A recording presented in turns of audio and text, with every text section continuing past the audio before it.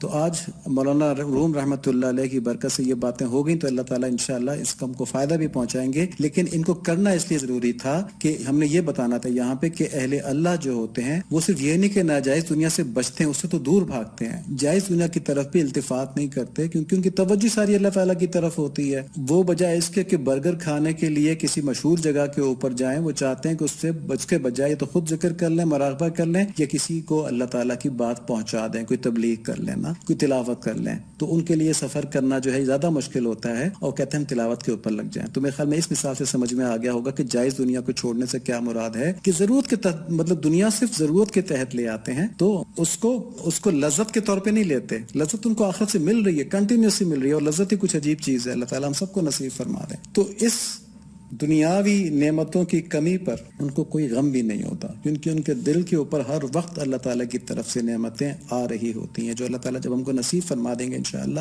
تو ہم سمجھ جائیں گے کہ یہ کیا چیز ہوتی ہے۔ جو اوپر سے نعمتیں آ رہی ہوتی ہیں ان کے مقابلے میں دنیاوی لذتیں کچھ بھی نہیں ہوتی، ان کو نظر آ جاتا ہے۔ تو جیسے دنیا کا عاشق آخرت کے خسارے پر فکر مند نہیں ہوتا، ایسی اللہ تعالیٰ کا عاشق دنیا کے نعمتوں کی کمی کے اوپر فکر مند نہیں ہوتا۔ جیسے دنیا کا عاشق کہتا ہے کہ جنت چھوٹی مل جائے خیر ہے، تو آخرت کا عاشق کہتا ہے دنیا تھوڑی بھی مل جائے تو خیر ہے، برگر ناسک روکھی سوکھی صحیح خیر ہے۔ ٹھیک ہے، دونوں میں پیرللز ہیں، دیکھیں بالکل قریب قریب ہیں، سمجھ میں آتی ہے بات جو ہے نا۔ تو شیطان کوئی وسوسہ نہ ڈالے کہ جائز دنیا چھوڑنے کی بات ہو رہی ہے، جائز دنیا چھوڑنے کی بات نہیں ہو رہی ہے، جائز دنیا کی طرف التفات کی بات ہو رہی ہے کہ توجہ ہی نہیں رہتی، جس طرح دنیا دار کی توجہ جنت کی طرف نہیں رہتی، اس طرح سے۔ چنانچہ اگر ابلیس یا شیطان یہ وسوسہ ڈالے نا، یہ بھی مولانا صاحب تو عجیب باتیں کرتے ہیں، یہ تو کہتے ہیں کہ آخرت کی محبت میں دنیا بھی چھوڑ دو، مطلب آخرت کی محبت کیا کی کہ بس فقط اللہ رہ گیا، سارے مزے ختم ہو گئے۔ تو بھائی یہ تو کہ اللہ والوں سے پوچھے کہ اللہ کا کیا مزہ ہے، اللہ کا، اللہ کیا چیز ہے، اللہ، اور ہو کو کہتے ہیں اس میں اشارہ، ہو سے مطلب ہے وہ۔ تو اللہ سے توجہ جو ہے، اب یہ بھی جو ہے یہ صوفیہ کی بات ہے، جس کی سمجھ میں آ جائے فبیہا، جس کی سمجھ میں نہ آئے تو وہ سمجھے کہ یہ کوئی بات ہے ضرور اس کے اندر۔ تو اللہ سے مراد ہے اللہ تعالیٰ کی ذات۔ جب آپ نام لیتے ہیں کسی کا تو آپ کی توجہ نام کی طرف جاتی ہے، اور جب آپ بغیر نام کے کسی کو مخاطب کرتے ہیں اشارے سے وہ، تو اس ڈائریکٹلی نام کو بیچ میں سے ہٹا کے ذات کی طرف توجہ جاتی ہے۔ تو اللہ یعنی اللہ وہ ہے، تو اللہ تعالیٰ سے براہ راست رابطہ بن جاتا ہے۔ تو یہ جو ذکر کروایا جاتا ہے اللہ کا قادیہ سلسلے کا ہے، اس میں یہ ذکر کیا تھا کہ اللہ کا نام لے کے یعنی میرے دل میں موجود ہیں اللہ تعالیٰ نا۔ تو ان چیزوں سے جو گزرتا ہے اس کو پتہ چلتا ہے کہ کیا نعمتیں ہیں یہ، اللہ تعالیٰ ہم سب کو نصیب فرما دیں۔ اور جب یہ بات نبی صلی اللہ علیہ وآلہ وسلم نے فرما دی کہ آخرت جو ہے وہ دنیا کے مقابلے میں ادنا ہے، تو پھر نبی صلی اللہ علیہ وآلہ وسلم ایک نصیحت فرماتے ہیں، بس جب تم نے جان لیا کہ دنیا اور آخرت کی دوستی ایک دوسرے کے ساتھ جمع نہیں ہو سکتی، تو ادنا دنیا کو چھوڑ کر اعلیٰ آخرت سے دوستی کر لو۔ اور دیکھیں اللہ تعالیٰ کے نبی صلی اللہ علیہ وآلہ وسلم نے کتنی پیاری دعا اس موضوع کے مطابق ہم کو تعلیم فرمائی ہے کہ اگر تم یہ خود نہیں کر سکتے نا اختیاری طور پہ، مطلب ہمت نہیں پڑتی، تو اللہ تعالیٰ سے دعا مانگ لو۔ اب دعا کیا بتائیے، دیکھیں مسنون دعا ہے تو یہ قبول بھی ضرور ہوگی، اللہ تعالیٰ ہم سب کو نصیب فرمائے۔ دعا ہے، یہ دعا جب ویڈیو ہم اپلوڈ کریں گے نا انشاءاللہ ویب سائٹ پہ، تو اس میں دعا سامنے بھی ہوگی، تو وہاں سے بھی یاد کی جا سکتی ہے۔ اللہم اجعل حبک احب الاشیاء الی واجعل خشیتک اخوف الاشیاء عندی وقت عنی حاجات الدنیا بالشوق الی لقائک وَإِذَا أَقْرَرْتَ أَعْيُنَ أَهْلِ الدُّنْيَا مِن دُنْيَاهُمْ فَأَقْرِرْ عَيْنِ مِنْ عِبَادَتِكَ آمین۔ یا اللہ اپنی محبت میرے لیے تمام چیزوں سے محبوب تر کر دیں، اور اپنے ڈر کو میرے لیے تمام چیزوں سے خوفناک تر بنا دیں، کہ میں کسی چیز سے نہ ڈروں، صرف آپ سے ڈروں، کسی خوف سے میں آپ کی نافرمانی نہ کروں، کسی کے ڈر سے میں آپ کی نافرمانی نہ کروں، اور مجھے اپنی ملاقات کا شوق دے کر دنیا کی محبت میں مجھ سے قطع فرما دیں۔ یہ جو میں اللہ کی بات کر رہا تھا نا کہ وہ جائز دنیا سے بھی التفات نہیں کرتے اس کی طرف، دیکھیں حدیث میں اللہ کے نبی تعلیم فرما رہے ہیں، اللہ تعالیٰ ہمارے حق میں دعا قبول فرما لیں۔ بڑے شوق سے ہم کو آمین کہنا چاہیے اس بات کے اوپر، بہت بڑی بات ہے یہ، دنیا کی محبت ہمیں اس پر آمین کہنے سے نہ روک دے۔ دوبارہ پڑھتا ہوں، یا اللہ اپنی محبت میرے لیے تمام چیزوں سے محبوب تر فرما دیں، اور اپنے ڈر کو میرے لیے تمام چیزوں سے خوفناک تر بنا دیں، اور مجھے اپنی ملاقات کا شوق دے کر دنیا کی محبتیں مجھ سے دور فرما دیں، قطع فرما دیں، ختم فرما دیں۔ اور اب دیکھیں، اور جہاں آپ نے دنیا والوں کی آنکھیں ان کی دنیا سے ٹھنڈی کر رکھی ہیں، میری آنکھیں اپنی عبادت سے ٹھنڈی رکھیں۔ ٹھیک ہے، یہ وہ چیز ہے کہ دنیا سے دوستی ختم کر کے آخرت کی دوستی اللہ تعالیٰ سے مانگ لی. اور اس کا مطلب یہ نہیں کہ اللہ تعالیٰ بھوکا چھوڑ دیں گے، اس کا مطلب یہ نہیں کہ اللہ تعالیٰ بغیر کپڑوں کے چھوڑ دیں گے، بغیر خاندان کے چھوڑ دیں گے. کیا صحابہ کرام اس طرح سے تھے؟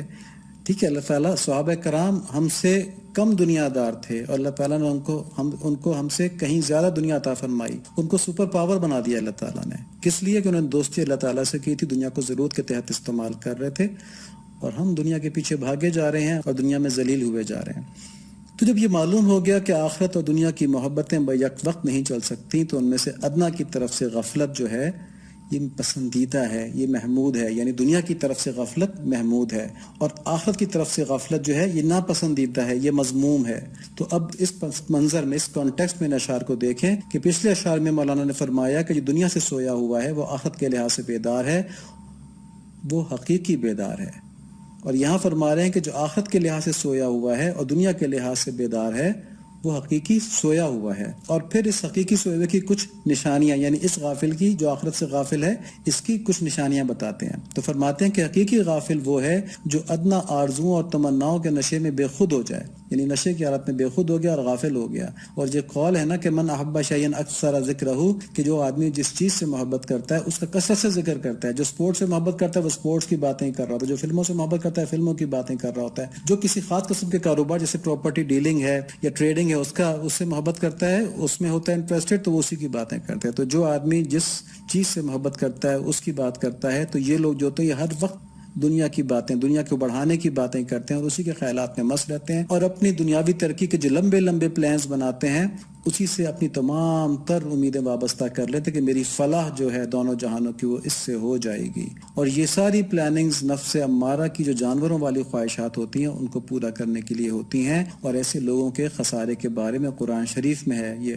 سورہ کہف کی آیت نمبر 103 اور 104 ہے. قل هل ننبئكم بالاخسرین اعمالا الذین ضل سعیهم فی الحیاۃ الدنیا وهم یحسبون انهم یحسنون صنعا. کہہ دیجئے کہ اگر تم کہو تو میں تم کو بتا دوں کہ اعمال کے اعتبار سے سب سے زیادہ خسارے میں کون ہے. یہ وہ لوگ ہیں جن کی تمام تر کوششیں بھٹکتی رہیں دنیا کی زندگی بنانے میں، یعنی آخرت سے غافل رہے، دنیا بنانے میں تمام تر کوششیں کرتے رہے اور وہ اسی گمان میں رہے کہ وہ بہت خوب کام کر رہے ہیں. تو یہ دیکھ لیں اللہ تعالیٰ نے فرمائی ہے نا یہ بات، تو اگر کسی دنیا پرست کو دیکھیں، دنیا دار کو دیکھیں، تو اس پہ بالکل 100% فٹ آتی ہے. وہ اپنی کوششوں پہ فخر کر رہا ہوں، میں اپنے آپ کو بڑا پروڈکٹیولی یوز کر رہا ہوں اور اس کے اندر اپنے آپ کو بڑا کمال شو کر کے اب سمجھ رہا تھا کہ بس میں ہی کامیاب ہوں نا. تو یہاں پہ اللہ تعالیٰ نے فرما دیا کہ سب سے زیادہ خسارے میں کون لوگ ہیں؟ وہ ہیں کہ جن کی تمام تر کوششیں بھٹکتی رہتی دنیا کی زندگی بنانے میں، آخرت سے غافل رہتے ہیں اور وہ اسی میں گمان کر رہے ہوتے ہیں کہ بہت خوب کام کر رہے ہیں. یہاں پہ بات پھر وہی ہے کہ دنیا کی وہ ساری ایکٹیویٹیز جو آخرت سے غافل کرتے ہیں. اور ان لوگوں نے اللہ تعالیٰ کے دیکھیں دنیا کی وہ ایکٹیویٹیز جو آخرت سے غافل نہیں کرتی ہیں نا، وہ نفسانی خواہشات نہیں ہیں، وہ تو اللہ تعالیٰ کے لیے کر رہے ہیں آپ، جو آخرت سے غافل نہیں کرتی. تو یہاں پہ یہ ساتھ ساتھ تاکہ شیطان وسوسہ نہ ڈالے نا، تو کمپیریزن ساتھ ساتھ کرنا چاہیے کہ ہم کس دنیا کی بات کریں. شیطان ہمیں بار بار یہ کہتا ہے دنیا چھوڑنے کی بات کر رہے ہیں، رہبانیت کی بات کریں، اسلام میں رہبانیت نہیں ہے. نہیں، ہم خیالی رہبانیت کی بات کر رہے ہیں کہ خیال کوئی اللہ تعالیٰ کے سوا نہ آئے. کام جو بھی کر رہے ہوں، میں نے کہا نا کہ اگر خیال اللہ تعالیٰ کی رضا کا ہو تو سنت طریقے سے باتھ روم میں جائیں تو وہ بھی عبادت بن جاتی ہے، اللہ تعالیٰ کی ولایت کا ذریعہ بن جاتی ہے. تو جو دوسرے لوگ ہیں، دنیا پرست لوگ ہیں جو خالصتاً ہر کام صرف دنیا کو فائدے کے لیے کرتے ہیں، اللہ کی رضا کا خیال نہیں کرتے، ان کے بارے میں یہ دنیا اپنے نفس کی وجہ سے کر رہے ہیں، نہ نفس کی خواہشات کو پورا کرنے کے لیے کر رہے ہیں. تو اس کے بارے میں قرآن شریف میں کیا ہے؟ سورہ فرقان کے اندر آیت نمبر 43 ہے، ارأیت من اتخذ الہہ ہواہ افانت تکون علیہ وکیلا. کیا آپ نے اسے بھی دیکھا ہے جو اپنی خواہش نفس کو اپنا معبود بنائے ہوئے ہے؟ یہ بات یہاں پہ ہو رہی ہے کہ اللہ کو چھوڑ کے جب نفس کی مانی جاتی ہے تو اللہ تعالیٰ کہہ رہے ہیں تم نے اپنے نفس کو معبود بنا دیا. اللہ تعالیٰ کہہ رہے ہیں کہ گویا تم نے اپنے نفس کو، اپنی خواہش نفس کو اپنا معبود بنایا ہوا ہے کہ میری بات چھوڑ کے تم اس کی بات مانتے ہو. تمہیں پتہ ہے اللہ تعالیٰ کہہ رہے ہیں نماز چھوڑنا منع ہے اور تم کہتے ہو نفس کی بات مانی، نماز نہیں پڑھنی میں نے اس وقت نا. تو اس شعر میں مولانا نے یہ بتایا کہ جو دنیا پرست لوگ ہوتے ہیں وہ کس طرح اپنے دنیاوی خیالات کے اندر غرق رہتے ہیں، تو حقیقی طور پہ وہ سوئے ہوئے ہیں. اور اسی شعر کو اگر ہم اس طرح سے دیکھیں کہ یہ سونا وہ والا کہ دنیا کی طرف سے سوئے ہوئے اور آخرت کی طرف سے جاگے ہوئے، تو اس کا مطلب یہ ہوگا کہ دنیا کی طرف سے صحیح معنوں میں سوئے ہوئے وہ لوگ ہیں جن کو کہ آخرت کے خیالات مکمل غرق کیا ہوا ہے. یہ آخرت کے خیالات کیا ہیں کہ یہ آخرت کی نعمتوں کی امیدیں ہیں اور ہمہ وقت اپنے اعمال اور اپنے دل کی نگہداشت جو ہے نا اس کا خیال آتے ہیں، کہیں میرے دل میں کوئی ظلمت نہ آ جائے، کہیں مجھ سے کوئی غلطی نہ ہو جائے، کہیں اللہ تعالیٰ ناراض نہ ہو جائے. تو جب ہم بات کر رہے تھے نا کہ اللہ کی رضا کا ہر لمحہ خیال رکھنا، یہ وہ خیالات ہیں. تو یہ جو خیالات ہیں یہ دل کے اوپر غیبی علوم لے کر آتے ہیں، حقائق لے کے آتے ہیں، معرفت لے کے آتے ہیں. تو یہ جو خیالات دل کے اوپر معرفت اور یہ اس طرح کی باتیں لے کے آتے ہیں نا غیبی علوم، تو اس وجہ سے مولانا نے یہاں پہ فرمایا کہ یہ خیالات سے لوگوں کی گفتگو ہوتی ہے، خیالات ان سے باتیں کرتے ہیں. تو اللہ تعالیٰ ہم کو صحیح علم، صحیح عمل، صحیح ذوق اور صحیح طرف کوششیں کرنا نصیب فرمائیں. تو انشاءاللہ اسی کو آگے کنٹینیو کریں گے کہ یہ خیالات جو آخرت والے ہیں یہ کتنے پاکیزہ ہوتے ہیں، اور ان کے برعکس جو دنیاوی لذتوں کو جمع کرنے کے خیالات ہیں وہ کتنے کراہت والے ہوتے ہیں. یہ میں نے اس وقت لفظ استعمال کر دیا، اس کو انشاءاللہ اگلی دفعہ دیکھیں گے کہ مولانا نے ثابت بھی کیا ہے کہ کس طرح یہ ہمیں خراب کر دیتے ہیں، ہمیں ناپاک کر دیتے ہیں یہ خیالات جو ہیں. تو یہاں پہ پھر میں آخر میں بات کہوں گا کہ دنیاوی خیالات کیا چیز ہیں کہ جس میں اللہ تعالیٰ کو راضی کرنے کی کوئی فکر نہ ہو.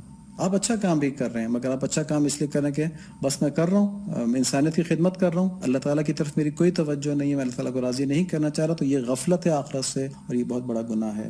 اللہ تعالیٰ اپنے محبوب کے صدقے میں ہم مسلمانوں کو بھی اور کفار کو بھی ہدایت نصیب فرمائے. مسلمانوں کو تو وہ ہدایت نصیب فرمائے کہ ہم اللہ تعالیٰ کے محبوب ترین بندوں کے اندر ہو جائیں. ہم اس دنیا سے جس کو اللہ تعالیٰ نے کہا ہے کہ اس کی اہمیت میرے نزدیک اگر مچھر کے پر کے برابر بھی ہوتی تو میں کافروں کو ایک گھونٹ پانی کا نہ دیتا. تو اس دنیا سے اس کی اہمیت ہمارے دل سے ختم ہو جائے، اس کی عظمت ہمارے دل سے ختم ہو جائے، اور نبی صلی اللہ علیہ وآلہ وسلم کی لائیو زندگی کی عظمت ہمارے دلوں کے اندر آ جائے.